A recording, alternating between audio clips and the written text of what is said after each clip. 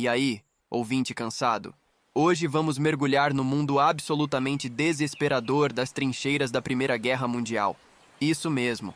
Muito antes do ar-condicionado, da comida delivery e do papel higiênico tripla camada, a humanidade inventou uma forma particularmente criativa de torturar soldados. Fazer eles viverem em buracos lamacentos por meses a fio, cercados de arame farpado e cadáveres em decomposição.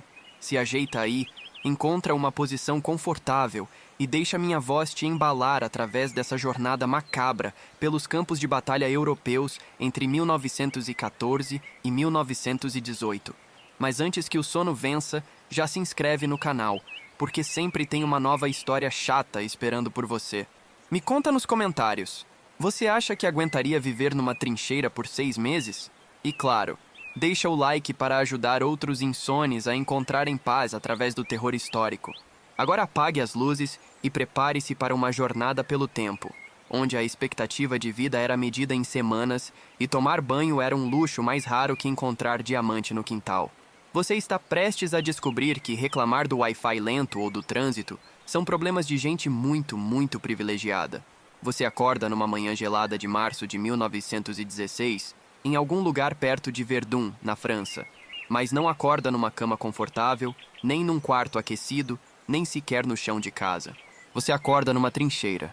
Um buraco cavado na terra de aproximadamente 2 metros de profundidade, 3 metros de largura e que se estende por quilômetros através da paisagem francesa como uma cicatriz gigante e infectada. Antes mesmo de abrir completamente os olhos, você já sente o cheiro. Meu Deus, o cheiro. É uma mistura enjoativa que seus pulmões jamais esquecerão. Lama fermentada há meses, urina humana que não tem para onde ir, fezes que se acumulam porque não há banheiro decente, suor de centenas de homens que não tomam banho há semanas, comida apodrecendo, roupas mofadas e, por baixo de tudo isso, aquele aroma doce e pútrido de carne humana em decomposição. Porque, convenhamos, numa trincheira da Primeira Guerra Mundial, os mortos não desapareciam magicamente. Eles ficavam ali mesmo, às vezes parcialmente enterrados na lama das paredes, às vezes simplesmente jogados num canto, esperando alguém ter coragem e tempo de fazer alguma coisa a respeito. E spoiler, raramente alguém tinha tempo ou coragem. Você tenta se levantar e imediatamente sente seus pés afundarem na lama. Não é lama comum, tipo aquela que você pisa numa trilha depois da chuva. É uma substância pegajosa, escura como chocolate podre, que gruda nas suas botas com a tenacidade de cola industrial misturada com desespero humano. E tem textura estranha. Às vezes você sente pedaços duros dentro dela que prefere não investigar o que são. Essa lama era formada por uma combinação deliciosa de chuva constante, terra revolvida por explosões, sangue seco, excrementos humanos e animais, restos de comida e, ocasionalmente, pedaços de soldados que explodiram perto demais das granadas. Era como se a própria terra tivesse desenvolvido uma personalidade sádica e decidido torturar qualquer coisa que tocasse nela. Você olha ao redor e vê seus companheiros de trincheira acordando também. Alguns têm aquela expressão vaga de quem perdeu completamente a conexão com a realidade. Olhar de 1000 metros que se tornou marca registrada dos veteranos de guerra. Outros tremem constantemente, não de frio, mas daquele tremor nervoso de quem viveu terror demais para o sistema nervoso processar adequadamente. Jean, o soldado francês ao seu lado, está tentando remover algo do cabelo. Você olha mais de perto e percebe que são piolhos. Centenas deles. Porque higiene pessoal em trincheira era conceito tão abstrato quanto física quântica. Não havia água limpa para beber. Imagine para lavar cabelo. Então os piolhos se multiplicavam como se fossem os verdadeiros donos do lugar, tratando os soldados como hotéis ambulantes com serviço de quarto incluído. E não eram só piolhos. Tinha pulgas também. E ratos. Meu Deus, os ratos. Ratos do tamanho de gatos domésticos, gordos e atrevidos, que circulavam pela trincheira como se fossem os moradores oficiais e vocês fossem apenas inquilinos temporários indesejados. Eles comiam tudo. Comida dos soldados, sabão, couro das botas, e quando não havia mais nada disponível, roíam os cadáveres que ficavam espalhados pela trincheira. Você tenta dar alguns passos para despertar completamente e tropeça numa coisa mole. Olha para baixo e vê um braço humano saindo da parede de lama. Apenas um braço, com a manga de uniforme ainda visível, como se fosse decoração macabra instalada por algum artista perturbado. Era tão comum encontrar pedaços de corpos enterrados nas paredes das trincheiras que os soldados pararam de se incomodar. Viraram parte da paisagem, como móveis mal posicionados numa casa mal projetada. A manhã está apenas começando e você já precisa tomar sua primeira decisão importante do dia: tentar encontrar água potável, porque água nas trincheiras era artigo mais raro que bom senso em rede social. A água que chegava até vocês vinha em galões transportados durante a noite, quando havia menos tiroteio, e geralmente estava contaminada por tudo que você possa imaginar e algumas coisas que prefere não imaginar. Você caminha pela trincheira em direção ao ponto de distribuição de água, pisando cuidadosamente para não afundar completamente na lama. Cada passo é uma aventura, porque nunca se sabe o que vai encontrar embaixo dos pés. Às vezes era apenas lama, às vezes era um rato morto, às vezes era parte de um soldado que havia sido soterrado durante um bombardeio. O sargento responsável pela distribuição de água tem aquela cara de quem está cansado da vida há pelo menos 3 guerras. Ele te entrega meio copo de um líquido amarelado que tecnicamente é água, mas tem gosto de ferrugem misturada com um desinfetante barato. Você bebe mesmo assim, porque sede é mais forte que nojo, e seu corpo precisa de líquido para continuar funcionando naquele ambiente de pesadelo acordado. Enquanto bebe essa água duvidosa, você observa a rotina matinal da trincheira. Alguns soldados estão verificando suas armas, removendo lama e ferrugem que se acumula durante a noite. Outros estão tentando catar piolhos das roupas, atividade que consome horas do dia e nunca realmente resolve o problema, apenas diminui temporariamente a população de parasitas. E tem aqueles que estão simplesmente sentados, olhando para o nada, com aquela expressão de quem desistiu mentalmente, mas o corpo ainda não recebeu o memorando. Era comum soldados desenvolverem o que hoje chamamos de depressão severa, mas na época era classificado como covardia ou falta de fibra moral. Porque, convenhamos, entender saúde mental não era exatamente prioridade militar no século XX. A primeira refeição do dia chega numa lata amassada que supostamente contém carne enlatada e biscoitos duros. A carne tem cor estranha, meio cinza, meio marrom, e textura que faz você suspeitar que talvez nem seja carne de origem animal reconhecível. Os biscoitos estão tão duros que você precisa molhá-los na água duvidosa para conseguir mastigar sem quebrar os dentes. E olha só que ironia. Você está comendo essa comida questionável enquanto ratos passeiam livremente ao redor dos seus pés, ocasionalmente roubando migalhas que caem. Era como um restaurante ao ar livre, onde os garçons eram roedores, e o cardápio consistia em qualquer coisa que não te mate imediatamente. Depois do café da manhã gourmet, chegou a hora de uma das atividades mais importantes do dia: verificar se você ainda está inteiro.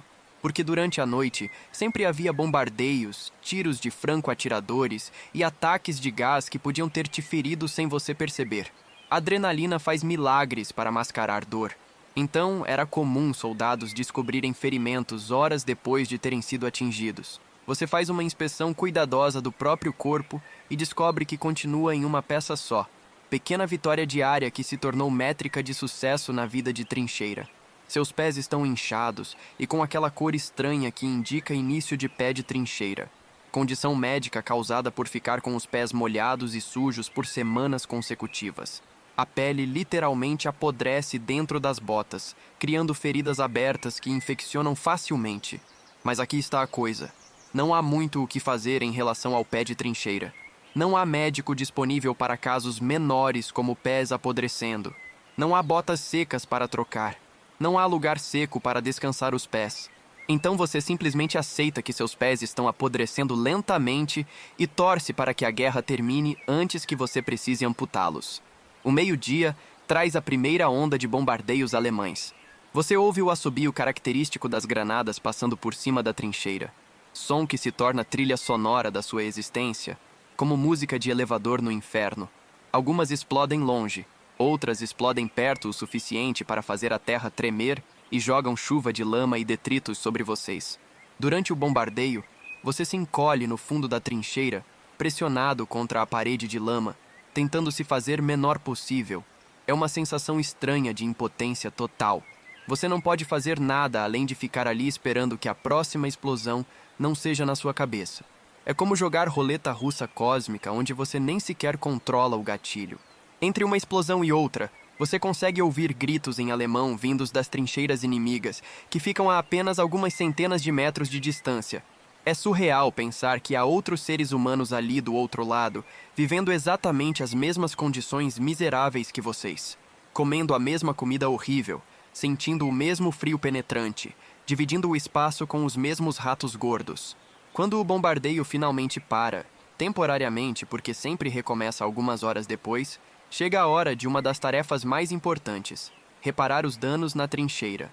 Granadas que explodem perto podem desmoronar seções inteiras das paredes, enterrar soldados vivos ou criar buracos que facilitam ataques inimigos. Você pega uma pá e começa a cavar, removendo lama e detritos de uma seção que desmoronou parcialmente.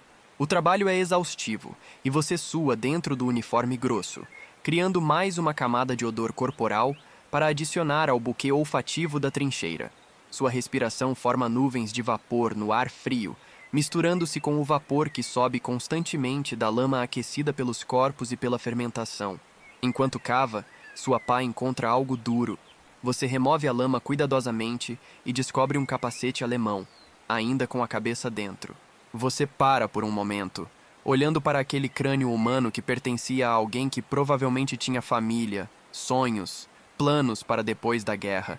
Mas não há tempo para filosofia existencial em zona de guerra, então você simplesmente atira o crânio num canto e continua cavando. A tarde traz chuva fina e constante que transforma a lama em algo ainda mais escorregadio e traiçoeiro. Não há lugar seco para se proteger. Então você simplesmente aceita ficar encharcado por horas, sentindo a água fria escorrer pelas costas, pelas mangas, preenchendo as botas que já estavam alagadas mesmo antes da chuva começar. E aqui está uma coisa que ninguém te conta sobre viver numa trincheira: o tédio. Sim, tédio. Porque entre os bombardeios, os ataques e os reparos, há longos períodos onde você simplesmente fica ali sentado, molhado, com fome, cercado de ratos e cadáveres, sem ter absolutamente nada para fazer, além de pensar em quão miserável sua situação é. Não havia entretenimento. Não havia livros. Papel apodrecia na umidade constante. Não havia jogos. Cartas grudavam umas nas outras virando massa de celulose. Não havia música. Instrumentos enferrujavam e paravam de funcionar. Restava apenas a companhia dos próprios pensamentos, que geralmente eram pensamentos sombrios sobre casa, família e probabilidade estatística de sobrevivência. Alguns soldados desenvolviam hobbies estranhos para manter a sanidade, como contar ratos, atividade que poderia durar horas considerando a população local, ou criar poemas sobre lama, ou fazer esculturas com arame farpado encontrado no campo de batalha. Qualquer coisa para manter a mente ocupada e evitar pensar demais na realidade circundante. O jantar consistia em mais comida enlatada duvidosa, acompanhada de uma ração de rum que supostamente ajudava a combater o frio.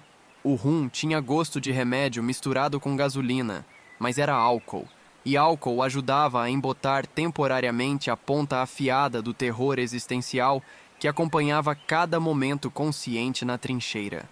Enquanto come, você observa outros soldados ao redor. Muitos desenvolveram tiques nervosos, piscar excessivo, tremor nas mãos, movimentos repetitivos da cabeça. Era a forma do sistema nervoso lidar com estresse constante, além de tudo que o cérebro humano foi projetado para processar. Como computador tentando rodar programa muito pesado e começando a travar. A noite chega, e com ela uma série nova de desafios. Primeiro, onde dormir numa trincheira cheia de lama, ratos e pedaços ocasionais de corpo? Resposta: onde quer que você consiga encontrar espaço minimamente seco, que geralmente significava deitado parcialmente sobre outros soldados, criando pilha humana de miséria e calor corporal compartilhado. Você encontra um canto relativamente menos alagado e tenta se acomodar usando sua mochila como travesseiro. O colchão é lama misturada com palha molhada, e você tem que dividir o espaço com pelo menos 3 ratos que claramente consideram aquele território deles. Um deles é particularmente atrevido e fica circulando ao redor da sua cabeça como se você fosse móvel novo interessante. Tentar dormir numa trincheira era exercício de futilidade. Havia frio penetrando nos seus ossos através das roupas molhadas. Havia barulho constante, ronco, tosse, grito ocasional de soldado tendo pesadelo, som distante de tiros que nunca realmente parava. Havia cheiro que parecia se intensificar à noite, como presença malévola se estabelecendo sobre a trincheira como cobertor tóxico. E depois havia medo. Medo puro, simples, paralisante que fazia toda sombra parecer soldado inimigo, todo som parecer granada chegando. Você fechava os olhos e via flashes de explosões que aconteceram durante o dia. Abria os olhos e via ratos te encarando com olhinhos que refletiam o luar como pequenos demônios. Sono, quando finalmente chegava, era agitado e cheio de pesadelos. Sonhos sobre casa misturados com visões de explosões. Memórias de família combinadas com imagens de corpos mortos. Sua mente subconsciente tentando processar trauma, enquanto sua mente consciente tentava descansar, criando tempestade psicológica que te deixava mais exausto quando acordava do que quando foi dormir. E então manhã chegava de novo, e tudo começava novamente. Mesma rotina, mesma miséria, mesma aposta estatística com a morte. Dia após dia, semana após semana, mês após mês. Uma existência que reduzia seres humanos a funções básicas de sobrevivência, enquanto lentamente destruía tudo que os tornava humanos em primeiro lugar. Porque aqui está a verdade sobre viver nas trincheiras durante a Primeira Guerra Mundial. Não era realmente viver. Era processo estendido de morrer lentamente, enquanto tentava manter a aparência de humanidade em ambiente projetado para arrancar todo o conforto, toda a dignidade, toda a esperança que ser humano precisa para funcionar psicologicamente. Os soldados que sobreviveram às trincheiras não eram heróis. Eram vencedores de loteria, vítimas de circunstância que aconteceram de estar no lugar certo quando granadas caíram no lugar errado, que aconteceram de ter sistemas imunológicos que conseguiam lidar com infecção constante, que aconteceram de ter resistência mental para sobreviver meses de tortura psicológica. E quando a guerra finalmente terminou, quando eles rastejaram para fora daqueles buracos de lama e voltaram para a civilização, carregavam consigo cicatrizes psicológicas permanentes que os afetariam pelo resto de suas vidas. Porque você não pode viver no inferno e voltar inalterado. Não pode testemunhar tal escala de sofrimento humano e manter a mesma perspectiva sobre vida, morte, significado. Eles aprenderam verdades sobre fragilidade humana que pessoas pacíficas nunca têm que confrontar. Sobre como rapidamente a civilização desaparece quando necessidades básicas são removidas. Sobre como aleatória a morte realmente é. Sobre como sem significado a vida individual se torna quando medida contra a matança em escala industrial. E enquanto você vai adormecendo hoje à noite na sua cama confortável, com seus lençóis limpos e controle de temperatura, lembre-se de que houve milhões de jovens que teriam considerado seu pior dia um luxo inimaginável. Que passaram anos de suas vidas em condições que quebrariam a maioria das pessoas modernas em questão de dias. Durma tranquilamente, sabendo que seus problemas são temporários, sua medicina funciona, sua comida é segura e suas chances de passar meses num buraco de lama cercado de ratos e corpos mortos são essencialmente zero. Sonhe confortavelmente com preocupações mundanas que veteranos da Primeira Guerra Mundial considerariam paraíso. Mas não pense que a história das trincheiras termina aí, meu caro ouvinte, que já está com as pálpebras pesadas. Porque sobreviver aos primeiros meses naqueles buracos infernais era apenas o começo de uma experiência que testaria cada limite da resistência humana, de maneiras que você nem consegue imaginar.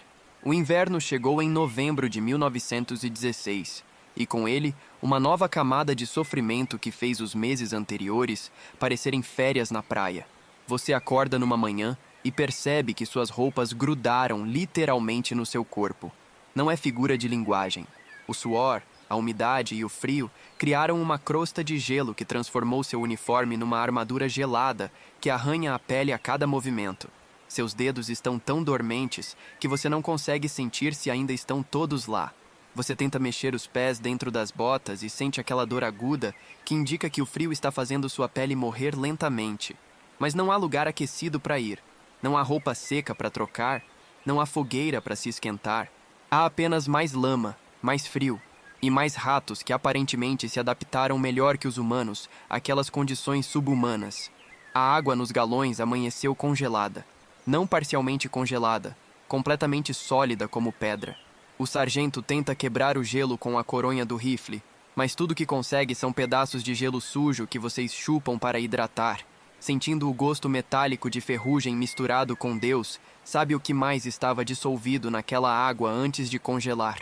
E olha só que ironia cruel. O frio era tão intenso que até os ratos diminuíram de atividade. Eles se amontoavam em grupos, criando pilhas peludas de roedores que pareciam mais mortos que vivos. Mas vocês, soldados humanos, não tinham esse luxo. Vocês tinham que continuar funcionando, continuar cavando, continuar reparando a trincheira, continuar pretendendo que eram uma força militar eficiente, quando na verdade eram zumbis congelados mal conseguindo se mover. A comida chegava ainda mais dura que antes. A carne enlatada virava pedra sólida que vocês tinham que raspar com facas para conseguir pequenos pedaços. Os biscoitos duros se tornaram literalmente inquebráveis. Você podia bater eles contra pedras e eles não rachavam. Era preciso colocar na boca e esperar minutos para a saliva amolecer o suficiente para conseguir morder. Mas aqui vem uma parte que vai fazer você agradecer por cada cobertor quentinho da sua cama. Dormir no inverno das trincheiras. Imagine tentar adormecer quando seu corpo está tremendo tão violentamente que você não consegue controlar. Quando cada inspiração dói nos pulmões como se estivesse inalando facas geladas. Quando você se aninha junto de outros soldados não por camaradagem, mas por pura necessidade de sobrevivência térmica. Você se acomoda numa pilha humana de 5 ou 6 homens, todos pressionados uns contra os outros como filhotes de cachorro abandonados. O cheiro coletivo era indescritível. Suor fermentado, hálito azedo de homens que não escovavam dentes há meses, flatulência constante causada pela comida estragada e aquele odor particular de roupas que nunca, jamais secaram completamente. E então, numa madrugada particularmente fria de janeiro de 1917, você ouve um som novo. Não é o assobio familiar das granadas. É algo mais sutil, mais sinistro. Um chiado baixo que parece vir de todos os lugares ao mesmo tempo. Você abre os olhos e vê outros soldados se mexendo inquietos, também tentando identificar aquele som estranho. Gás!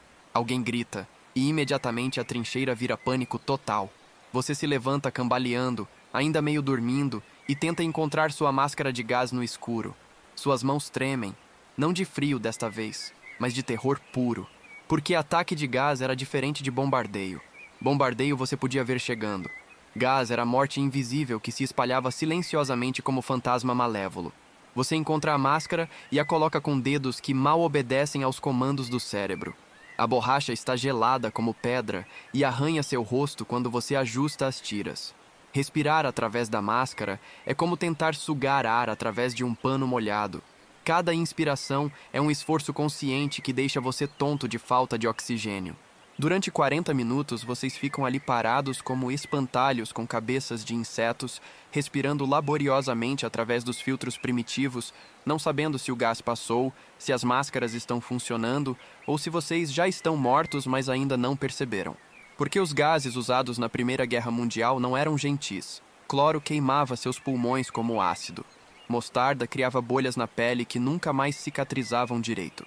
Fogênio te matava lentamente, enchendo seus pulmões de líquido, até você se afogar na própria saliva.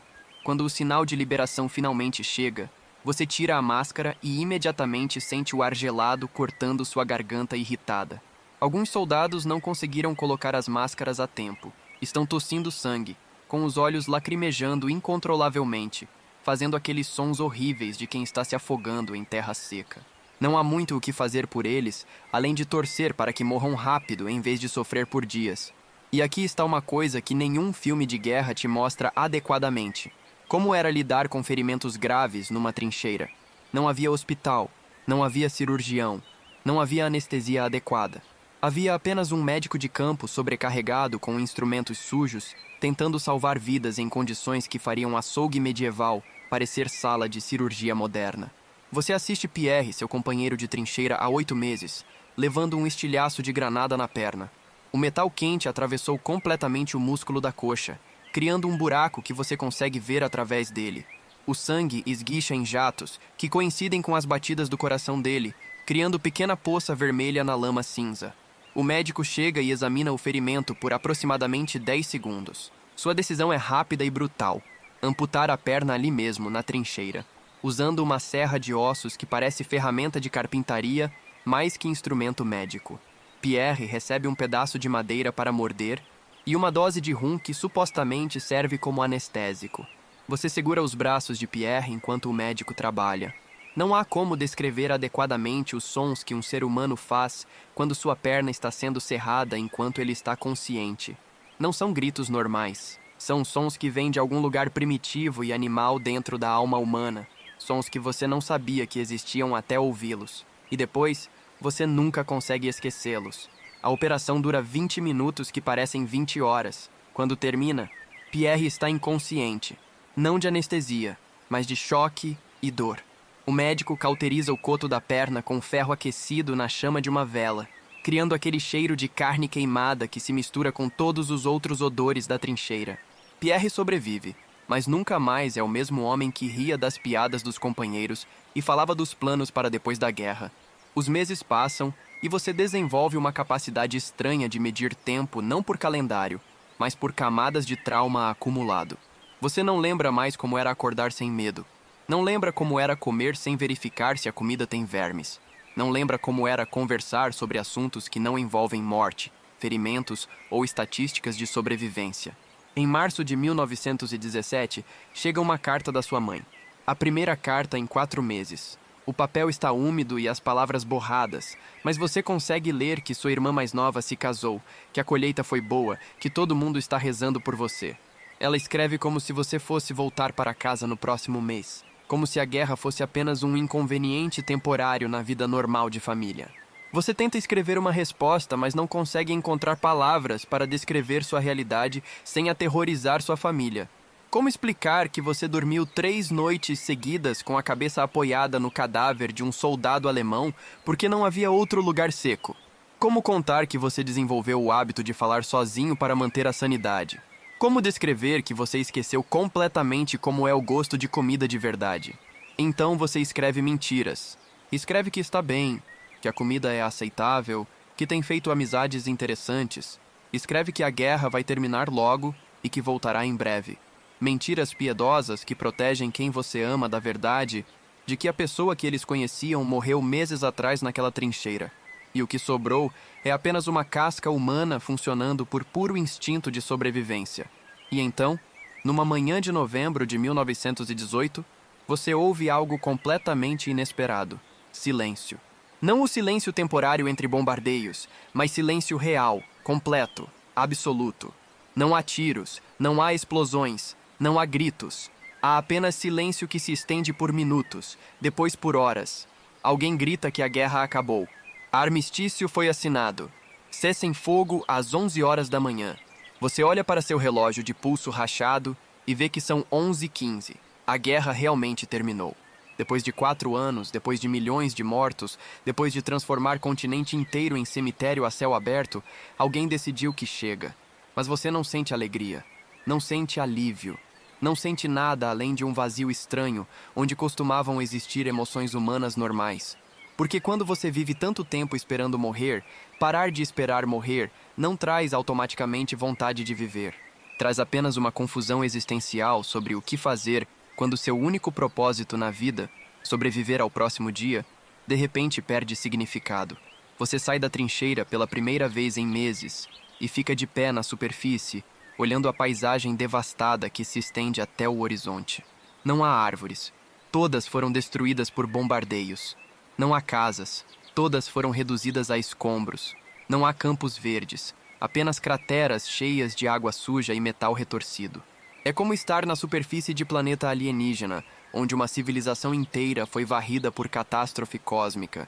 E você é um dos poucos sobreviventes olhando os destroços de tudo que um dia foi normal e tentando imaginar como reconstruir a humanidade a partir daquela desolação total. Outros soldados estão saindo de suas trincheiras também. Vocês se olham como sobreviventes de naufrágio que chegaram à praia de ilha deserta. Há reconhecimento mútuo nos olhares.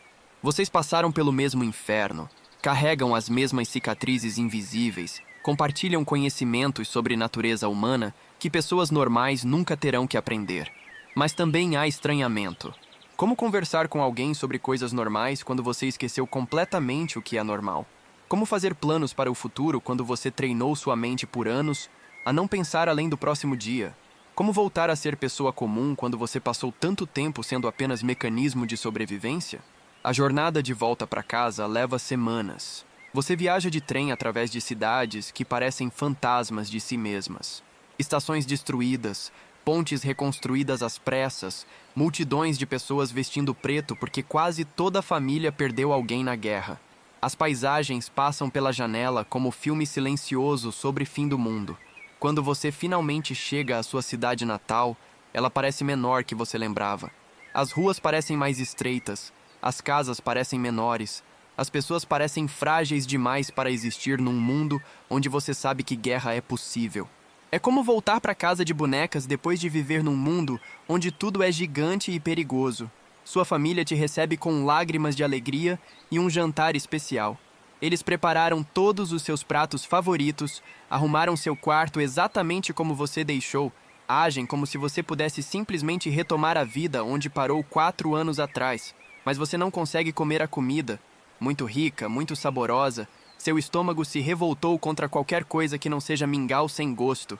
Não consegue dormir na cama macia, muito confortável. Faz você se sentir vulnerável, sem paredes de lama te protegendo. E não consegue conversar sobre a guerra. Não porque não quer, mas porque não existe linguagem adequada para traduzir aquela experiência para pessoas que nunca viveram nada parecido. É como tentar explicar cor para alguém que nasceu cego, ou música para alguém que nasceu surdo. Não há ponte linguística entre normalidade e inferno. Então você aprende a fingir que está bem. Aprende a sorrir quando as pessoas perguntam como foi a guerra. Aprende a dizer que foi difícil, mas superamos, em vez de tentar explicar que você passou 2 anos dormindo ao lado de cadáveres em decomposição. Aprende a mentir sobre seus pesadelos, sobre seus medos, sobre como você pula do susto quando ouve qualquer barulho alto. Por que é isso que você entende, meu caro ouvinte, que está quase dormindo? Sobreviver às trincheiras da Primeira Guerra Mundial não terminou quando a guerra terminou. Terminou décadas depois, quando a última geração de veteranos morreu carregando dentro de si memórias que nunca conseguiram dividir completamente com mais ninguém. Eles voltaram para casa como estrangeiros em suas próprias vidas, carregando conhecimentos sobre sofrimento humano que os isolaram para sempre do resto da humanidade. Sabiam coisas sobre medo, sobre dor, sobre morte que pessoas normais não conseguem compreender. E tiveram que viver décadas fingindo que eram pessoas normais, quando na verdade eram sobreviventes de apocalipse que nunca realmente acabou.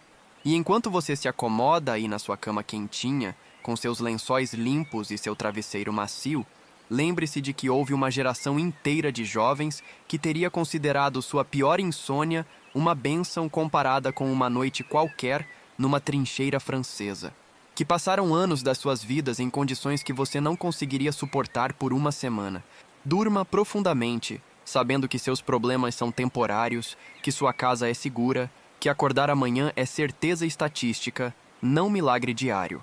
Sonhe com preocupações pequenas e solucionáveis, não com sobrevivência básica em meio ao colapso da civilização. Boa noite, meu querido ouvinte cansado. E que os fantasmas das trincheiras permaneçam apenas em livros de história e nunca mais assombrem a realidade de nenhuma geração futura. Que o sono te leve para sonhos pacíficos, longe da lama, dos ratos e do cheiro doce da morte que uma vez definiu o que significava ser jovem na Europa do século XX.